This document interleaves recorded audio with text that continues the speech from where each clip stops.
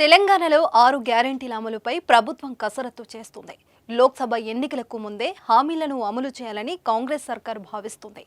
ఇప్పటికే మహిళలకు ఉచిత బస్సు ప్రయాణం, రాజీవ్ ఆరోగ్యశ్రీ వంటి పథకాలను విజయవంతంగా అమలు చేయగా 500 రూపాయలకే గ్యాస్ సిలిండర్, 200 యూనిట్ల ఉచిత విద్యుత్ గ్యారెంటీలను ఈ నెల 27వ తేదీన ప్రారంభిస్తామని సీఎం రేవంత్ రెడ్డి ప్రకటించారు.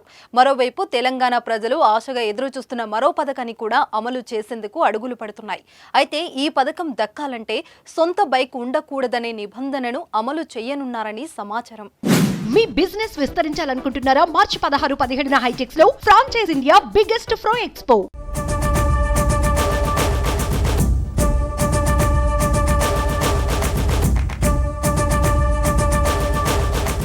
తెలంగాణలో కాంగ్రెస్ విజయానికి 6 గ్యారెంటీలు ఎంతో దోహదం చేశాయి. ప్రజల చేత హస్తం గుర్తుపై ఓటు వేసేలా చేశాయి.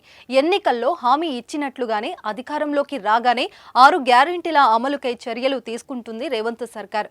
అధికారంలోకి వచ్చిన 100 రోజుల్లో 6 గ్యారెంటీలను ఖచ్చితంగా అమలు చేయాలని కాంగ్రెస్ సర్కార్ భావిస్తుంది. ఈ క్రమంలో తాజాగా ఇందిరమ్మ ఇళ్లకు సంబంధించి రేవంత్ సర్కార్ కీలక నిర్ణయం తీసుకుంది. ఇందిరమ్మ ఇళ్ల నిర్మాణం పథకంలో భాగంగా ఒక్కో ఇంటి నిర్మాణం కోసం అర్హులైన పేదలకు 5 లక్షల రూపాయలు ఇస్తామని ప్రకటించింది. అలానే జాగలేని వారికి స్థలం పట్టాలు ఇచ్చి ఆ తర్వాత ఇంటి నిర్మాణానికి 5 లక్షలు ఇస్తామని తెలిపింది. ఈ క్రమంలో ప్రజాపాలన కార్యక్రమంలో దరఖాస్తులు స్వీకరించగా భారీగా అప్లై చేసుకున్నారు. ఇక ఈ పథకం హామీ అమలుకు అడుగులు పడుతున్నాయి. పథకం మార్గదర్శకాలను అధికారులు సిద్ధం చేస్తున్నారు. ఇప్పుడు వడపోత కార్యక్రమాన్ని చేపడుతుంది.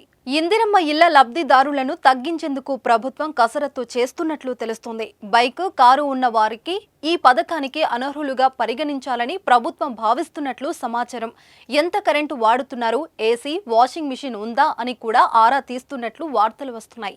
అయితే ప్రభుత్వం మాత్రం దీనిపై ఎలాంటి అధికార ప్రకటన చేయలేదు. అయితే బైక్ నిబంధన పెడితే మాత్రం చాలా మంది అనర్హులుగా మిగిలిపోయే అవకాశం ఉందని ఆవేదన వ్యక్తమవుతుంది. మరి ప్రభుత్వం ఇందిరమ్మ ఇంటి హామీపై ఎలాంటి నిబంధనలు తీసుకొస్తుందో చూడాలి మరి.